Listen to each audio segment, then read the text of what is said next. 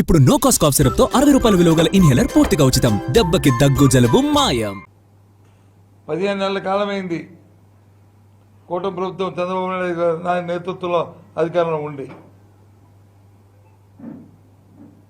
ఈ 15 నెలల కాలంలో జరిగిన హత్యలు కానీ, మహిళల మీద జరిగిన అఘాయిత్యాలు కానీ, పిల్లల మీద జరిగిన అఘాయిత్యాలు కానీ, లేదు పిల్లలు తింటున్న మధ్యాహ్న భోజనం పథకంలో కానీ తింటున్న భోజనంలో జరుగుతున్న కలుషిత ఆహారం సమస్యలు కానీ బేరీజ్ వేసుకుని 5 సంవత్సరాల్లో జరిగిన కంటే 15 నెలల కాలంలో ఒక్క కేసు కానీ ఎక్కువ జరగలేదంటే నేను తలదించుకుంటాను. 15 నెలల కాలము 5 సంవత్సరాలు. నేను చెప్తుంది 14 నుంచి కాదు, 19 నుంచి 24 మధ్య ఈ 15 నెలల కాలం తగ్గిపెట్టుకోమనండి. ఎన్ని జరిగాయి, ఎందుకు జరిగాయి అంటే సరైన పర్యవేక్షణ లేకపోవడం,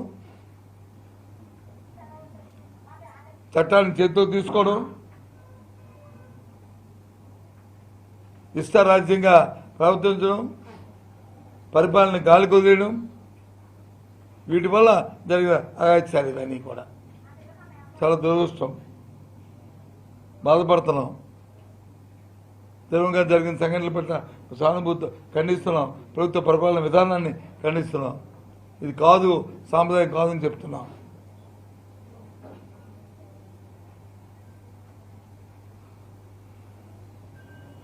ఎందుకు ఈ మధ్యకాలంలో 3-4 ఒక 15 రోజులు చూస్తున్నాం. ఆ ప్రీతి అనే అమ్మాయి, కర్నూలు అమ్మాయి, సోగాలి ఇంటి పేరు, అమ్మాయి ఏ రకంగా అప్పుడు తెలుగుదేశం పార్టీ అధికారం ఉన్నప్పుడు ఏ రకంగా చనిపోయిందో 17 సంవత్సరంలో, ఆ తర్వాత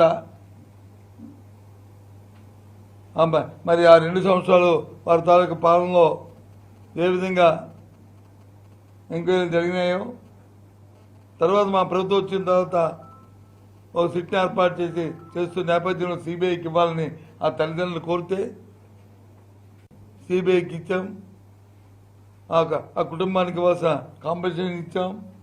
ఇవన్నీ ఇస్తే మొన్న చూశాను డిప్యూటీ చీఫ్ మినిస్టర్ గారు మాట్లాడుతున్నప్పుడు ఇవన్నీ మేము ఇచ్చామని చెప్పే పరిస్థితి వచ్చేది. ఎక్కడ తెలిసి మాట్లాడుతున్నారో తెలియక మాట్లాడుతున్నారో సరే, ఎవరైతే ఇచ్చిన మేమైతే 2019లో జగన్మోహన్ రెడ్డి గారు కర్నూలు వెళ్ళినప్పుడు ఈ కార్యక్రమం చేస్తాం. మళ్ళీ తిరిగి పైపెచ్చు అప్పుడు వచ్చి ఆ పిల్లల్ని పట్టుకొని ఆ తల్లిని పట్టుకొని దేశమంతా తిరిగారు. మేము వస్తే న్యాయం చేస్తాం. 14-15 నెలలు అయింది. అసలు ఆలోచన ఎందుకు రాలేదు బుర్రలోకి అంటే ఆ రోజు ఎన్నికలు అయిపోయాయి కాబట్టి ఆ వాడమల్ల వచ్చి పొడిమల్ల అయిపోయాడు. మీ పాపం గడిచిపోయింది. మరి మీకు అక్కర్లే. ఇదే కాదు, ఏ విషయం తీసుకున్నా సరే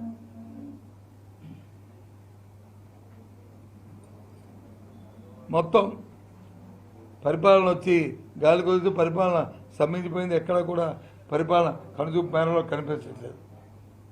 ఏ కార్యక్రమం జరిగినా సరే. అందుకే ప్రధాన ప్రతిపక్షంగా మా బాధ్యతగా ఈ కార్యక్రమం తీసుకున్నాం. పైపొచ్చి నన్ను ఎప్పుడు అంటారు చంద్రబాబు నాయుడు,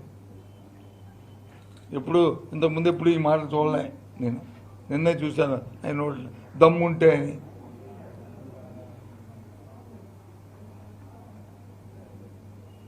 ఇది మన యుద్ధాలు గట్రా కాదు చంద్రబాబు నాయుడు గారు.